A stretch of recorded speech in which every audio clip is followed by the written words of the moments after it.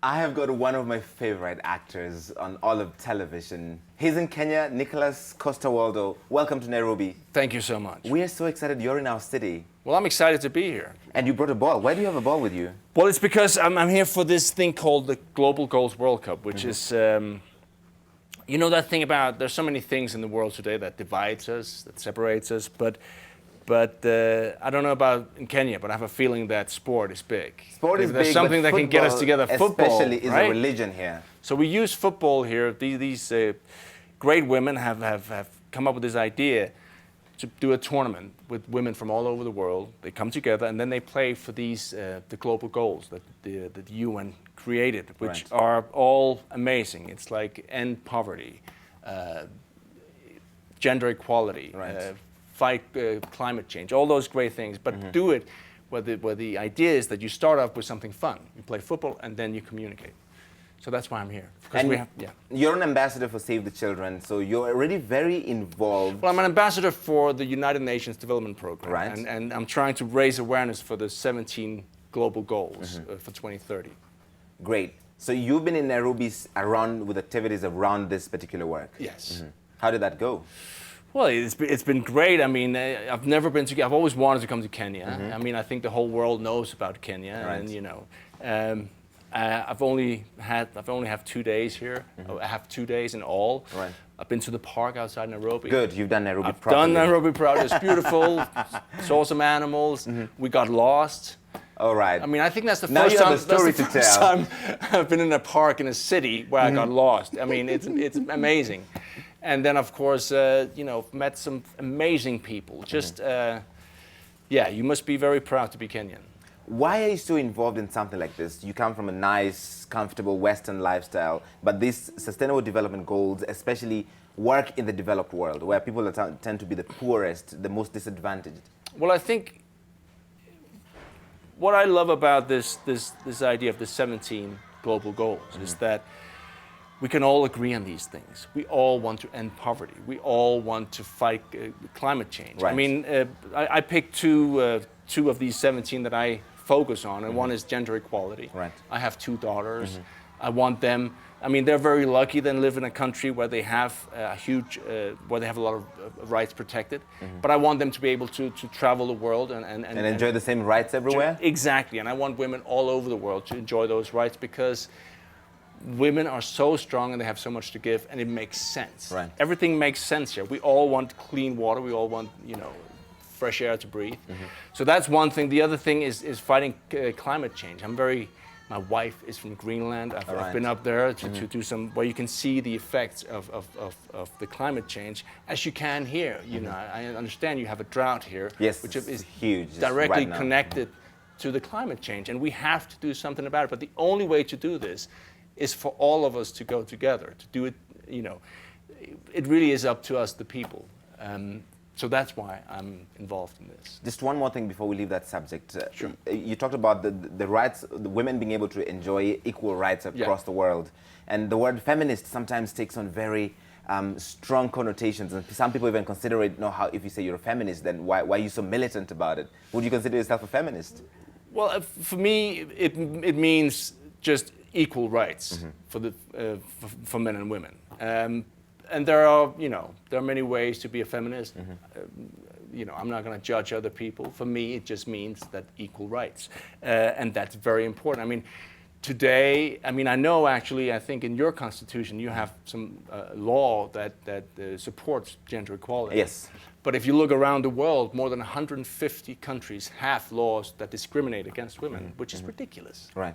And even here where the law exists, it doesn't necessarily mean it's applied. It exists in the laws. Well, but that's up to the people then, to make the choice. I know you have elections in August. In right? August, yes. Good luck. Good luck to us. We will need it. Thank you. But it's going to be great. Tell me, how did a Danish guy end up working on both sides of the Atlantic? You've worked in the UK, you work in the US now. How did you break into this scene? It was a dream, you know. I love my job. I love acting, and I always look to those actors, those directors, you know, in the U.S. and the U.K. And then, you know, I followed that dream, and I got lucky. Need luck. You got very, very lucky because in Kenya you're best known, obviously, for Jaime Lannister.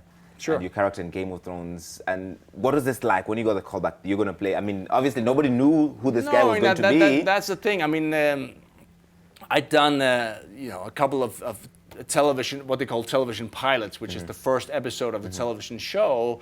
You never know if it's going to turn into a series. The same thing, and I'd done a couple that didn't turn into anything. Then Game of Thrones came along. I thought it was a great script, but I also thought it's never going to work. It's too big. It's too crazy. Who's going to watch this? And then I was wrong. Thank God. When exactly did you realize, wow, this is much bigger than I thought? It was after season 1. We went to something called the Comic-Con in San Diego, Yes. which is this huge convention for fans of all kinds of popular culture. And we walked into this hall with 7,000 people, and they were going crazy. And then that's when I realized, I guess this is much bigger than we thought. I might come back for season 2, yeah. Really? You might come back for yeah. season 2? Yeah. It's got a cult-like following around the world. Everywhere people talk about Game of Thrones, and we look out for spoilers and who's leaving the show and who's coming on. Did that surprise you, all of the attention that followed the show? Yeah. I mean, it's great. I mean, when you do what I do, you always hope to find an audience. I've made so many movies that I was really proud of that never found an audience. Now we have an audience with Game of Thrones, which is bigger than anything any of us could ever have imagined. It's very humbling. I'm very, very proud. I mean, basically, that's the reason I'm talking to you now. I have these opportunities to travel the world, and I'm immensely grateful. Do you like working on television more or in film? Because you've done both. I do. I like to do both. The thing with Game of Thrones, it feels like you're shooting movies. I mean, it's that big. The budget is bigger than anything. So at the end of the day, there's a camera. There's someone behind, someone in front of the camera. It's all about whether it's called television or movie. I don't think those borders exist the way they used to. Because now people are consuming them also in different ways. Some people are streaming, Exactly. They don't watch it when it is on the television. Exactly. Yeah, I don't know anyone now who watches it like at 7 o'clock Wednesday evening. It's Right. You stream it. Absolutely. That said, what else? How do you pick the projects you work on? Because Game of Thrones obviously was a great hit.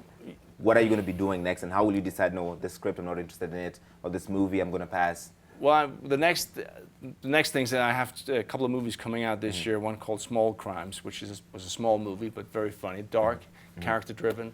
Another one called Shot Caller, which is about the American prison system, which is pretty messed up. I just look for scripts and interesting people, and I use whatever leverage I have because of Game of Thrones. It's good leverage. It must be. Was it harder for you as an outsider trying to break into Hollywood because you didn't grow up in America? You were not from that culture. Yeah, it's there are advantages and disadvantages. I mean, sometimes you come to a country from the outside, you can clock certain things, and you can use that.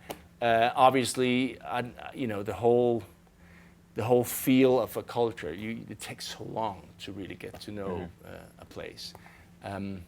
But I never really considered all the obstacles. I just went for it. Let's talk about your technique. What is your method? How do you get into character? Do you go into seclusion and you don't speak to anybody for at least a month? I think from now on, every time I get a part, I think I have to write into my contract that I need at least 3 or 4 weeks in Kenya just to go to some beautiful, natural, somewhere quiet place. Yeah. And every morning I'm going to go for a run and become an amazing marathon runner. Do you run marathons? I don't think what I do you would call running. Exactly, because I was just going to tell you, this is Kenya. I don't think what you do counts. I know. I mean, absolutely not. I mean, you guys are crazy. I mean, you run like no one else. And we win every marathon. You win everything. We win also presidential elections in America. Exactly. Yeah, I wish that guy could have stayed another 4 years. No, I mean... If he could, he would have. No, but that's it. We were talking about your method. Do you have any specific thing you do to get into character? The funny thing is, I mean, I've been doing this for 25 years now, and I think it changes with every project. I mean, nothing stays the same. Obviously, research is very important. You have to really spend a lot of time trying to get into whatever that character does. But yeah, you use your imagination. What's your favorite work so far? My favorite work? I don't know. You must have one you really enjoyed. No, it's always the current one. I mean, it's always the current. It's like small crimes coming out. I love that. Yeah. Great. How do you prepare for Jaime Lannister? Is there any specific thing you do?